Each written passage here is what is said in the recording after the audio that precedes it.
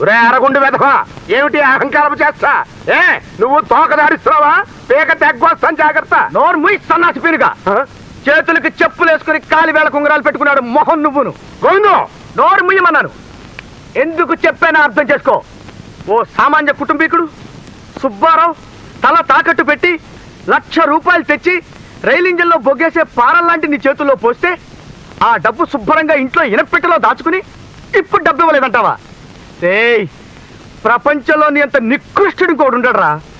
శవం మీద మరమరాలు ఎలుగుతునేవాడు మొహలా మొహం చూడు. గోవిందు, ఇంతకన్నా ఒక్క ముక్క ఎక్కువ మాట్లాడావంటే నిన్ను నిన్ను ఉద్యోగం నుంచి పీకేస్తా. అంతే. ఎందుకు చెప్తున్నాను అర్థం చేసుకో. నువ్వు పీకేదేంట్రా పిచ్చి కుంక? నేనే మానేస్తున్నాను ఉద్యోగం. మంచితనం మానవత్వం లేని నీ దగ్గర పనిచేయటం కంటే ఓ గోచి పెట్టుకున్న 4 పందులు పెంచుకున్న గౌరవంగా మనశ్శాంతి బతకొచ్చు. వస్తా. అలా నిప్పులు తొక్కిన గాడిదలా ఓనర్ పెట్టకు, నరాలు తెగిపోతాయి. చూడు, ఇప్పటికైనా ఎవరికైనా ఇంత సహాయం చేయటం నేర్చుకో. నీతో పాటు పైకొచ్చేది, నీకు పనికొచ్చేది అది.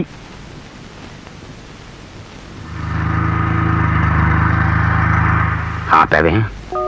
నేను వెనక్కి వెళ్తాను. ఎక్కడికి? ఆ లక్ష్మీపతి గారి ఇంటికా? వెళ్ళి నేను సత్యం గారి అబ్బాయినని నిజం చెప్పేసి వాడి కాళ్ళ మీద పడతావా? ఆ మాట చెప్పేవాడిని అయితే ఎప్పుడూ చెప్పేసి ఉండేవాడిని. మరి ఇంత జరిగాక ఇప్పుడు ఎందుకు వెళ్ళటం? డిసెంబర్ 31కి ఇంకో 4 రోజులే టైం ఉంది. ఉంటే ఒక్క 4 రోజులు నన్ను వదిలేనా? చివరి ప్రయత్నం చేస్తాను. వద్దు. ఆ ఈడియట్తో తిట్లు తన్నులు తినే కర్మ నీకేమిట్రా కృష్ణ? ఇంకా అలా జరగదు నాన్న. ఓడిపోవడం అంటే ఏమిటో తెలియని కస్తూరి సత్యనారాయణ కొడుకున్నానా నేను. నన్ను కూడా గెలవడానికి ప్రయత్నించని. డిసెంబర్ 31వ తారీఖుకి నువ్వు ఇక్కడికి రానన్నా. ఈలోగా ఈ పెళ్లి జరగకపోతే జీవితంలో ఇంకెప్పుడు నీ మాటకి ఎదురు చెప్పను.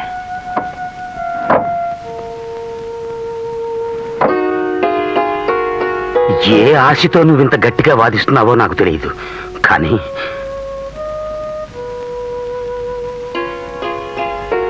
నాకొక్క మాటే కృష్ణ. ఏమిటది? ఎట్టి పరిస్థితుల్లోనూ ఏ అఘాయిత్యమో తలపెట్టనని మాటి. నాన్న, ప్రేమరా కృష్ణ. ఆ ప్రేమ అనే పురుగు మనిషి మెదడిని తొలిచేసి ఏ పనైనా చేయిస్తుంది.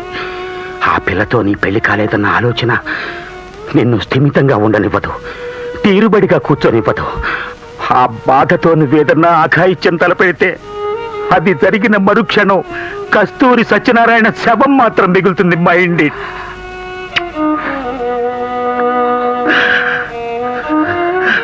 నేను నీ కొడుకున్నాన్న. ఆత్మహత్య చేసుకున్నంత పిరికివాణ్ణి కాను. Okay, all the best my son, all the best.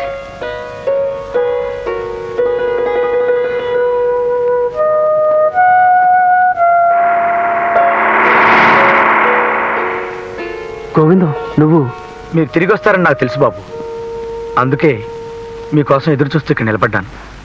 Thanks గోవిందం. మీ నాన్నగారు వెళ్ళిపోయారా? నాకు తెలుసు బాబు. ఇంట్లో మీరు మాట్లాడుకోవడం విన్నాను. ఈ విషయం ఇంకెవరికి తెలియదు. భయపడకండి. లక్ష్మీపతి గారు అంత తెగనింపు చేసేసుకున్నాను బాబు.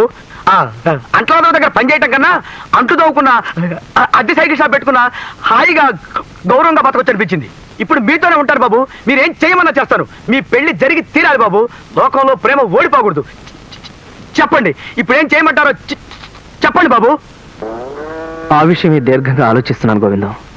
ఒక్కటే మార్గం కనిపిస్తుంది. ఆ ప్లాన్ ఫలించి తీరాలి. పద్మం చేసుకోవడానికి ఒక అతను వచ్చాడు చూడు, కుక్కుటేశ్వరరావు. అవును, జంట ఏనుగులు ఒంటరి తమ్ముడు. నువ్వు ఒక్కసారి వాళ్ళ ఊరెళ్ళి అతను కలుసుకోవాలి.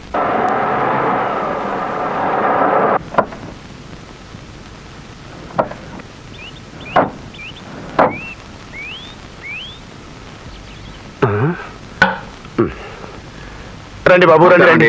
చాలా కాలానికి వచ్చారు. ఏమిటో మీకు టిఫిన్లు కాఫీలు అవి ఏర్పాటు చేయడానికి వీలు లేకుండా మా ఆవిడ జబ్బు చేసి మంచాన పడుంది. లోపలికెళ్ళు. నిన్ననే పచ్చడి జాడీలు అవి శుభ్రంగా కడిగించి ఎండలో పెట్టించాను. పర్వాలేదండి, దారిలో హోటల్లో టిఫిన్ చేసి వచ్చాం. అలాగా? పోలేండి పాపం. ఆ హోటల్ వాడెవడో మీ పేరు చెప్పుకుని చిన్న మేడ కట్టుకుంటాడు. చూడండి లక్ష్మీపతి గారు, మీ అబ్బాయికి పాఠాలు చెప్పే మాస్టారు తనే మాకు సలహా చెప్పి మమ్మల్ని సినిమాకి పంపించి మీతో మా గురించి చెడుగా చెప్పాడని మాకు తెలిసింది. అవును బాబు, వాడు నాకు చాలా ద్రోహం తలపెట్టాడు. విశ్వాసఘాతకుడు. మా తమ్ముడు పెళ్ళంటూ చేసుకుంటే మీ అమ్మాయిని చేసుకుంటానని పట్టుబట్టానండి. అలాగా, సంతోషం. ఈ మధ్యనేదో గొడవ జరిగి మీరు ఆ మాస్టర్ని గెంటేశారని తెలిసింది. అవును బాబు. పోన్లేండి, మీ అమ్మాయిని నాకు ఇచ్చి పెళ్లి చేసే పక్షంలో మన పాత పద్ధతిలో కన్యాశుల్కం కింద ఓ ₹1,00,000 మేమే మీకు ఎదురిస్తామంటున్నారు మా అన్నలు. ఆ, మాకు ₹1,00,000 కన్యాశుల్కం ఇస్తారా? అవునండి, ముహూర్తం కాగానే ₹1,00,000 క్యాష్ మీ చేతిలో పెడతాం. ఆ, బాగుంది బాబు, చాలా బాగుంది. నిన్ననే శాస్త్రి గారితో మాట్లాడాను. ఇవాళ సాయంత్రం 5 గంటలకి దివ్యమైన ముహూర్తం ఉందిట. ఈ లోపల నేను పెళ్లి ఏర్పాట్లు అవి చేయిస్తాను. మీరు వెళ్ళి టీవీలో విశ్రాంతి తీసుకోండి. అలాగే. వెళ్ళండి బాబు. ఇదేమిటండి, అన్ని బస్సులు వచ్చాయి? ఏదో బస్సులో ఊరేగింపు అనుకుంటారు బాబు. మీరు బయలుదేరండి. డబ్బు సంగతి చూసుకోండి. 5 గంటలకే ముహూర్తం. అలాగే. బయలుదేరండి. రండి.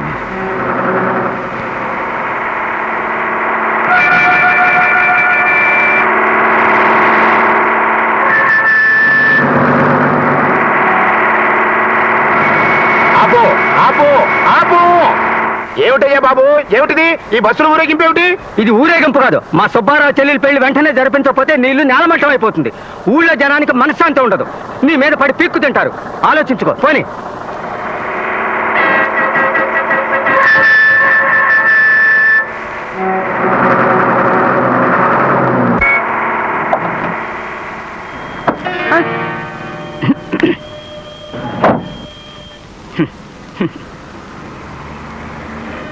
ఏమండాయ్?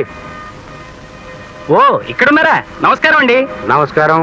ఇక్కడ ఎవరో లక్ష్మీపతి అని పరమ పీనాసి మీద ఉన్నట్ట. వాడి ఇల్లు ఎక్కడో మీకు తెలుసా? ఇదే ఇల్లు. నేనే లక్ష్మీపతిని. ఎవరు మీరు? ఆహా, మీకు తెలీదా?